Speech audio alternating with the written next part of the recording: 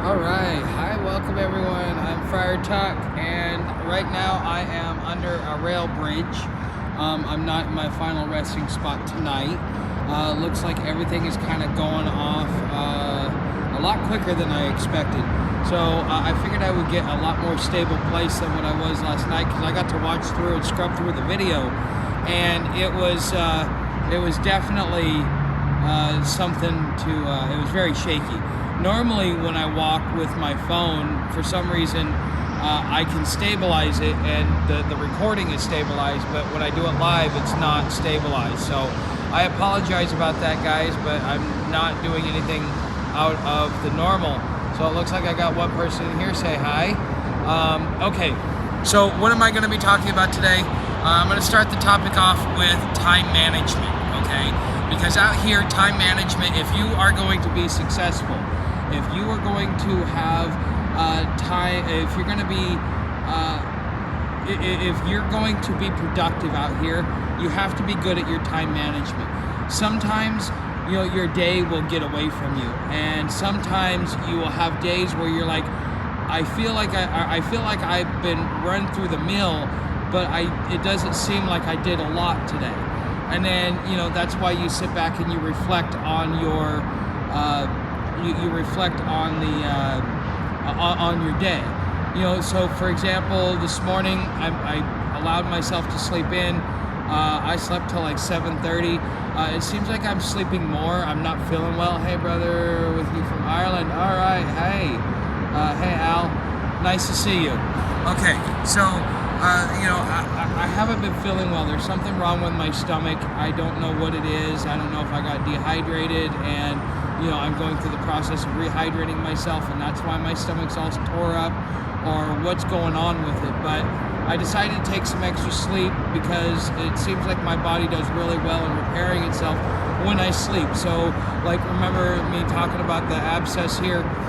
So getting in the hospital, being able to sleep as long as I did, this thing naturally receded because my body just took care of it.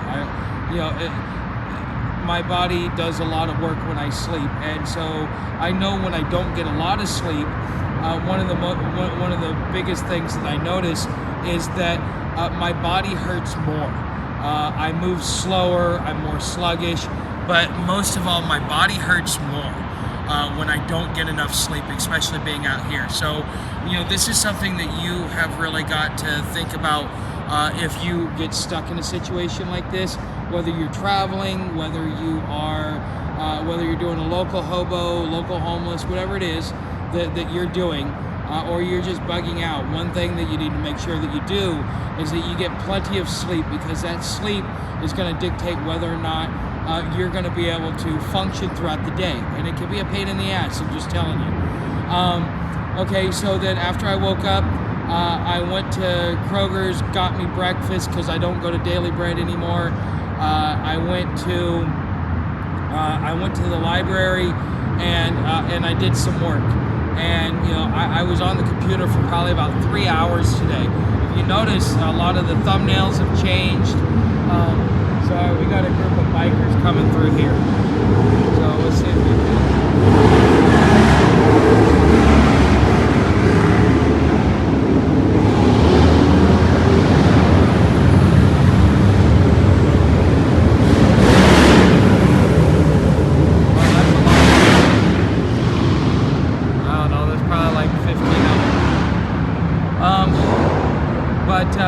You know, just spending that time getting my content straight. I did a lot of descriptions that I had blank descriptions on. I made sure to do all of my back end stuff, because when I get on the road, it may be a while. And one of the nice things that I like about the Cincinnati library versus other places that I go is that when it logs you out, it completely wipes you. It does a whole fresh install.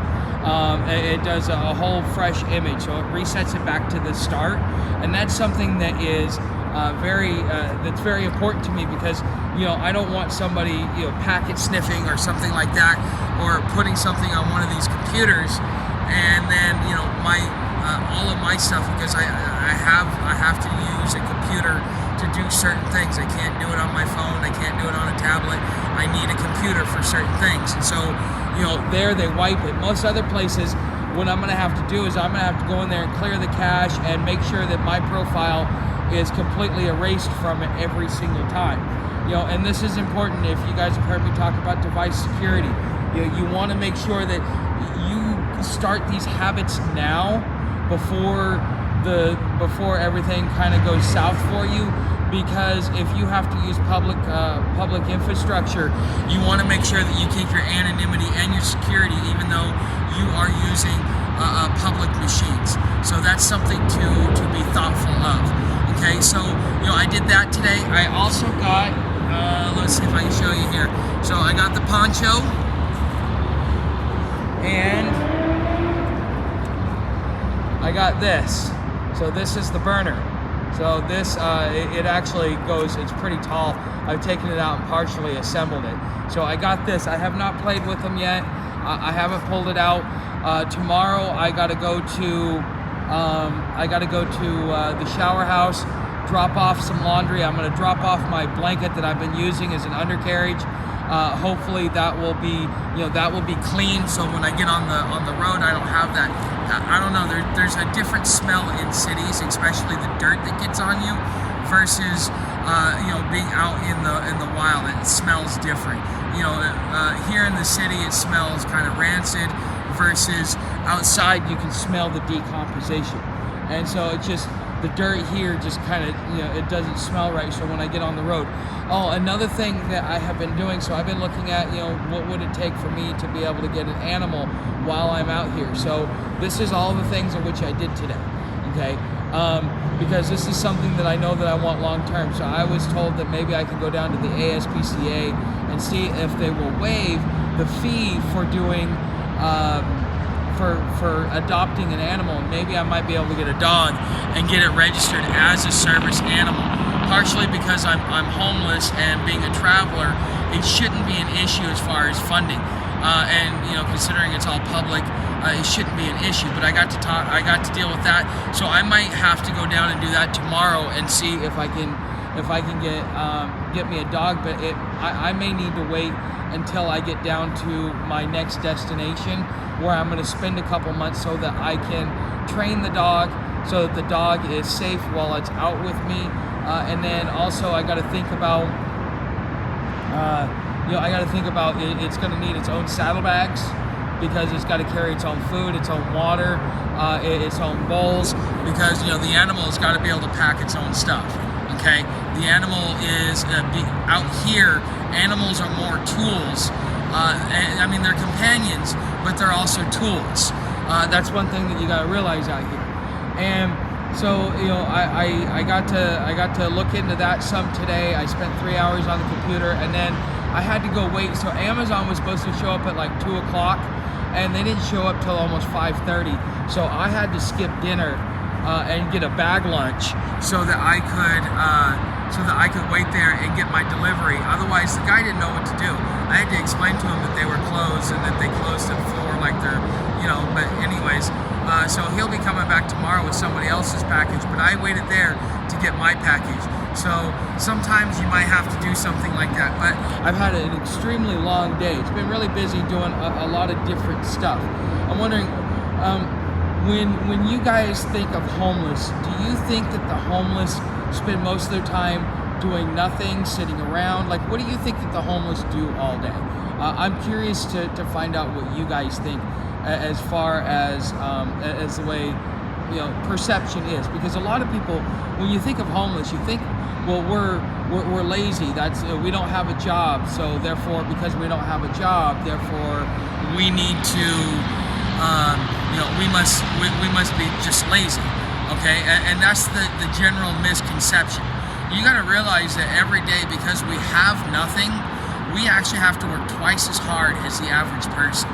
Okay, because so I got to be up by 6 o'clock normally, is normally when I get up, 6:30 at the latest.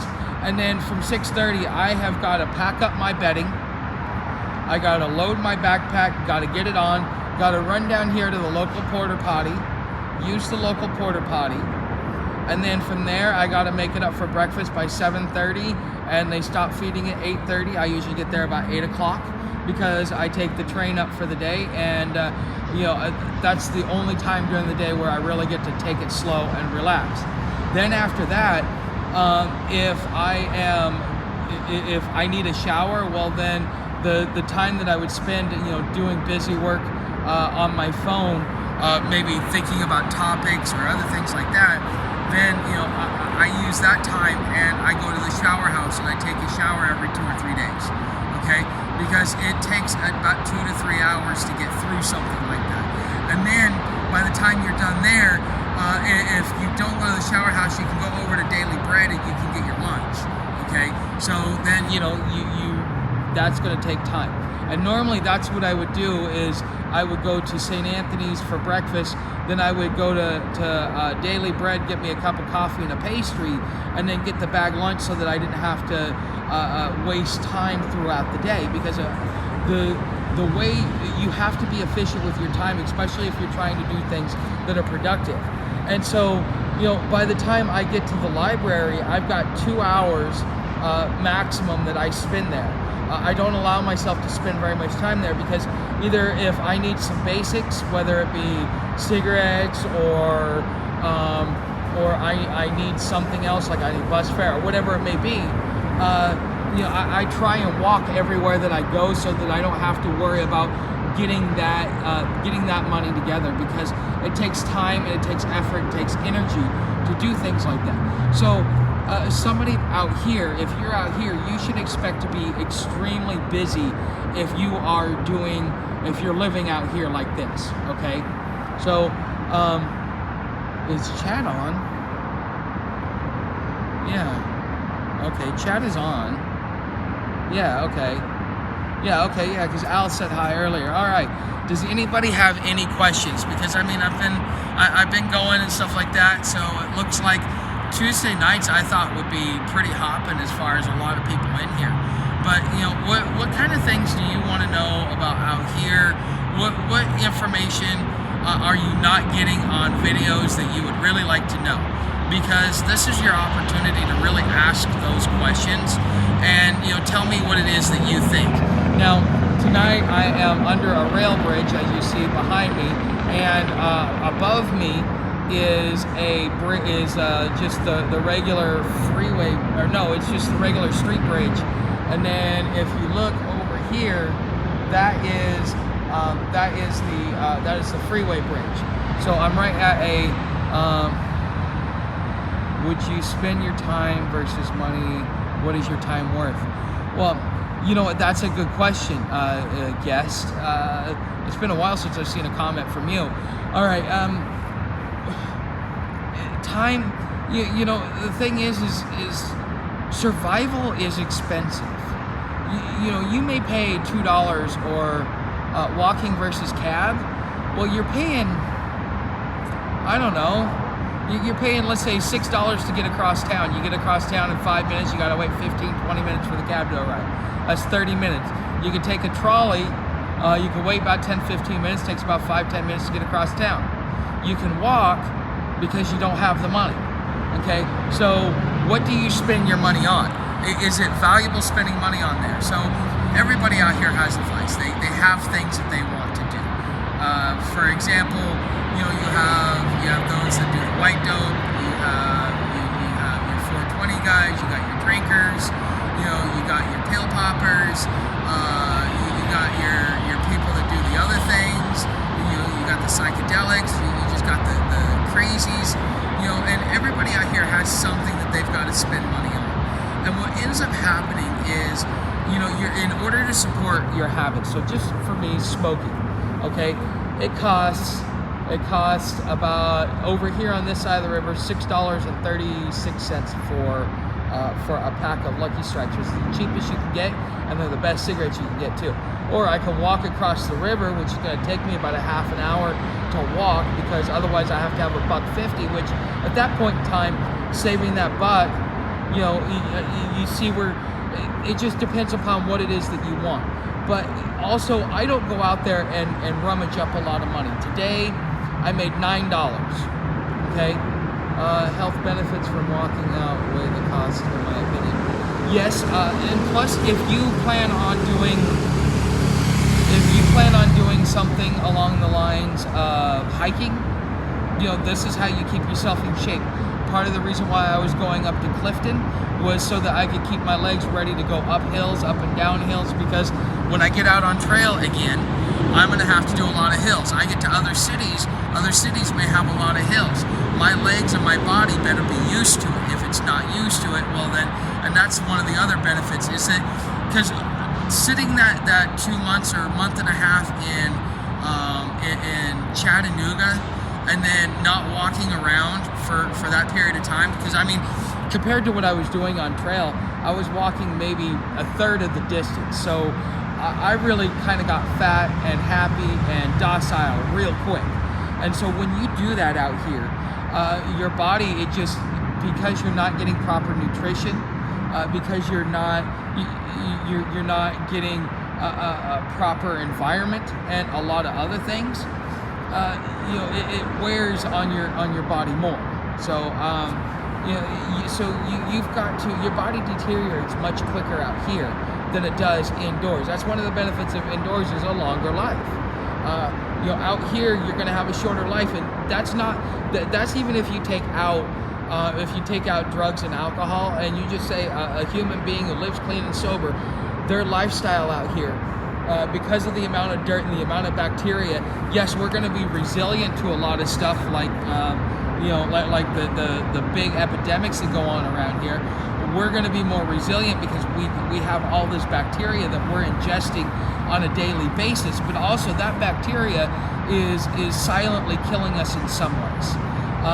Whether it be leading to sickness, a more serious illness, whether it be just the way that your body, because your body's had to fight off so much bacteria that it just kind of weighs it down, things like that. Those are things that you out here have to deal with that you wouldn't have to deal with it being indoors. So indoors, yes, but also you get weaker in a lot of ways because you stop becoming aware of your environment. Hey Cherokee, nice to see you, man. You become aware of your environment, 1. 2, or you're not aware of your environment. 2, because you're not you're leading a more sedentary lifestyle. You're not wearing your body out, but you also have to deal with weight management much more than I do. I can eat what I want, but that's because I'm walking it off every day. I could have up to 4,000 calories a day before I start eating more than what I should. Okay, so that's one thing. Also, being inside, security. You don't have to worry about being harassed by police, by other two-legged beings. The two-legged beings are more dangerous than the four-legged beings. So that's something else to consider. So you don't have to deal with the threats of the outside world. You don't have to deal with the elements because out here it's cold, it's wet, you get pneumonia, it kills you because you can't really stay inside. How much food you carrying days worth? It depends. In a city, I don't really carry days worth of food. When I'm out on trail, I usually carry 3 to 4 days worth of food plus a 2-day buffer, but that's usually rice.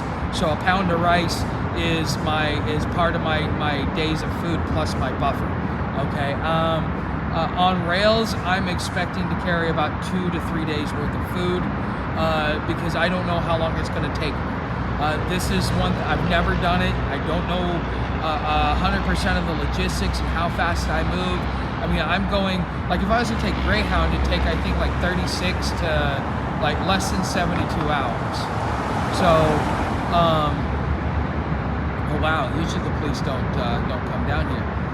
That's cool. They usually come down here early in the morning. But this is such an uninhabited spot that I left a cigarette butt here to see if somebody would pick it up and smoke it. I mean, I left it long enough so that it would be, enticing for somebody that was walking here. And they weren't, nobody came by, nobody touched it. There's been change here on the ground that I've left. I would be careful with that train stuff. Yes, I'm going to be extremely careful, about as careful as I possibly can be. So, okay, so he moved on pretty quick. Out here, you need to be alert of the police. Not that they pose any danger, but the thing is sometimes they have the ability to kind of focus in on you. Nowadays, they don't do it because they're understaffed and stuff like that. But back in the day, you saw a police officer, your heart raced, even if you weren't doing anything, because it used to be that because you were homeless, because you looked homeless, because you were outside, the police could stop you, search you, arrest you, whatever they wanted to do, and you really couldn't do much about it. So don't post anything in front of the phone that makes stuff. Oh yes, I've already got that under control, Bushcraft. Thank you for reminding me though. Yeah, what's going to end up happening is, thanks for reminding me, Bushcraft. All right, so tomorrow is probably going to be the last day that I live stream, unless something happens that's going to push me back a couple of days. Tomorrow is going to be the last day that I live stream. One other thing is that should anything happen to me, so let's say I get caught by the rail police, let's say I get something more than a ticket, which means I go to jail. Unless the plea bargain is like a sweet deal, I'm gonna fight it all the way through. I already have kind of an argument set up for it, and I want to test it out. So the thing is with the speedy trial is that they can keep you in there for up to 1 year. So if all of a sudden you don't see me, you might want, those of you that know my real name because you make donations to me through my tip jar, you'll be able to look me up and see if I went to jail, or if you don't see me in any of the jails, I probably got thrown under a train or something. So, that's the risk that we take. But here's why I'm able to take these risks, because a lot of people look at it and go, oh, well, why would you risk all that? So on and so forth. But I'm seeing what's coming. Look at it this way, and I've said this multiple times, and I keep saying this because I really want people to grasp the overall, just how big this is. Look at what's going on in Israel. What's going on in Israel is an expansion of what's going on in Ukraine. Okay, there are different reasons why, but it is an expansion of the war in Ukraine. There are 50 countries that are supplying arms to Ukraine, and there's going to be much more that are supplying arms to. There are much more that are supplying arms to Israel. Okay, so now we have these countries that are picking their sides. You've got an East versus West conflict. At any point in time, this is going to turn from a clandestine war into a kinetic war. It's just a matter of time. It's not an if, it's a when. And when that happens, you're going to have a kinetic war for a couple of years. Okay, according to Meyer, it'll start off with a kinetic war for a couple of years. Not only that, just think of it this way: Russia, China, United States, all three have nuclear weapons. If somebody gets their back against the wall, whether it be the United States, China, or Russia, somebody is going to launch nukes. And when they launch those nukes, it's all over, because those bombs, they're not designed to hit the ground and explode. No, they explode in air. And so therefore, you've got this fallout, plus it carries with the wind.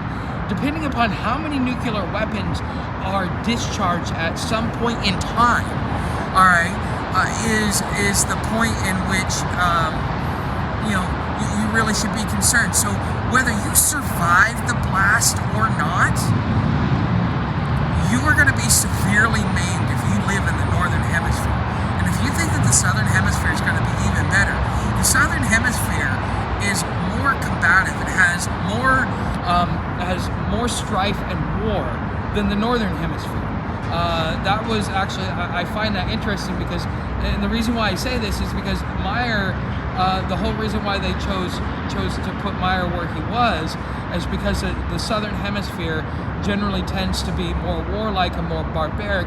The northern hemisphere tends to be a little bit more civilized, especially in the western side at that point in time. We have in front of our seats now stocked up on popcorn. Yeah, well, hey, you better get some sweet tarts too, because this one's going to make your butt pucker. And the thing is who wants to survive that? Really? Who wants to really survive that? I sure as hell don't. You know, everybody wants the apocalypse to come. They want this God to come. I'm not getting drafted. You know what? You may not have a choice. It'll be on your front door.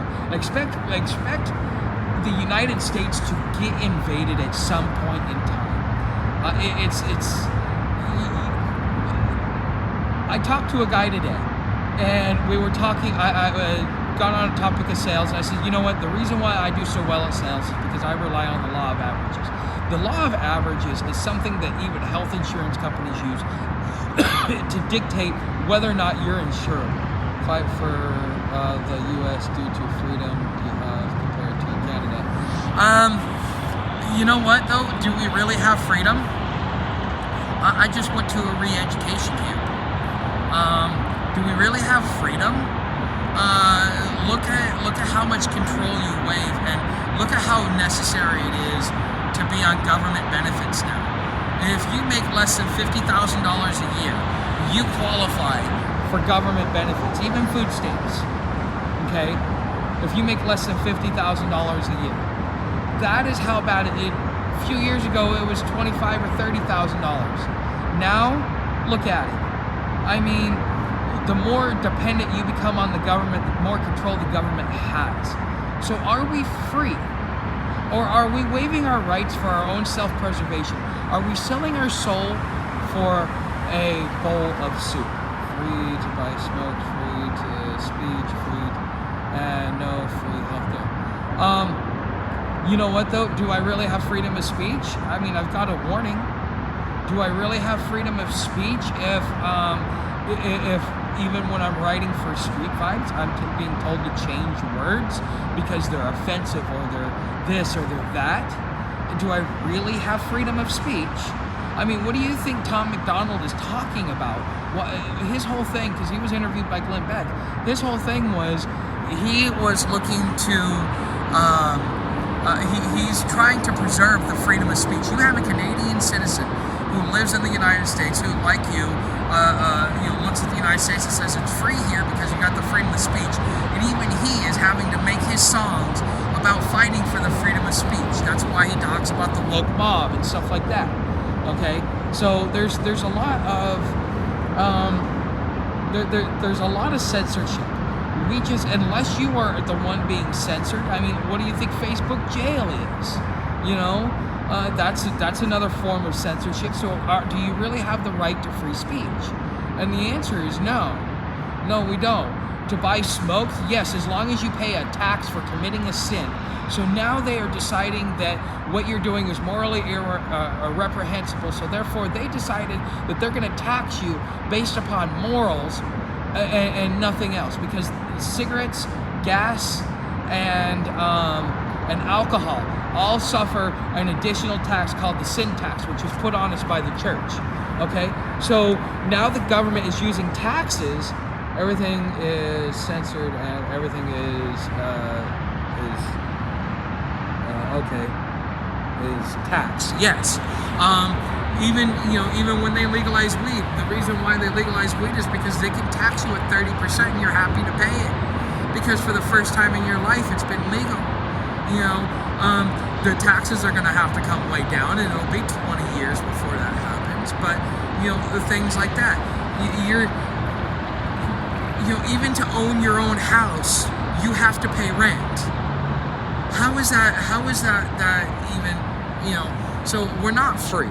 As much as we like to think we are, that is a lie that we are sold to get us to buy into this whole patriotic thing, so that when they call for the sounds of war, we are ready to go in the name of God, country, and flag.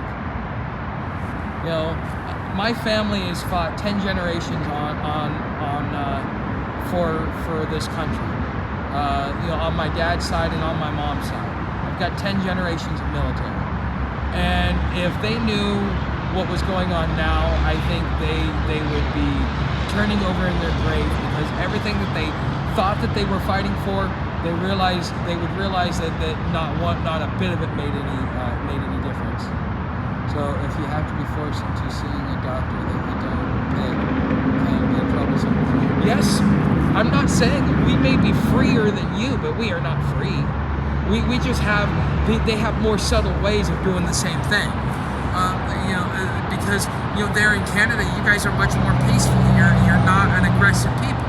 Here in the States, you push the wrong button, you push. I mean, Nixon almost lost because he took that whole green agenda. I mean, he was one of the first ones to take the whole Global 2000 or whatever it is, 2030, 2050. It started off as the Paley Report, and it is what it is. And I'm sorry, guys, it is getting dark here, but I could really go down this topic. But Nixon started talking about condoms in school. And he was the one who brought that in. He was the one that brought in contraception and stuff like that in the schools. And he received so much backlash for that, because that was part of reducing the population, was to get them to use contraceptives. That he almost lost the election, and after that he walked away from them. But he got so paranoid because he thought he was going to lose that he committed Watergate, because he followed that whole green agenda way back when it was brand new and something new on the scene. So, all right, guys, I will see you tomorrow. And tomorrow may be the last live stream I do for a few days. When I finally get to a spot where I can take a picture, I will post it in the community tab and let you guys know that I am safe and that I am well. And thank you guys for keeping up with me and really having. I love these conversations that we have. And I hope that maybe this turns into something. Go live before I go. It will have to be earlier in the day, because the train comes right around dinner time. So the first train, and there's like 3 more trains that come that night, and I gotta find one, and it's probably gonna take me a couple of days to figure it out. So yeah, I might do one more live stream as just kind of telling you my obstacles, but we'll play it by ear. We'll do it that way, okay, guys? So keep showing up. I'll see you guys tomorrow about the same time, about 6:30, and have your questions ready. Cost you some bucks for free. Oh yes, that would be very helpful. I'm not going to turn that down. Yeah, because I would like to leave with some in my pocket, so that I got something if I get held over. So, anyways, guys, I will see you. Tomorrow's live stream. Thanks for watching. Don't forget to hit that like button. If you haven't subscribed, don't forget to subscribe.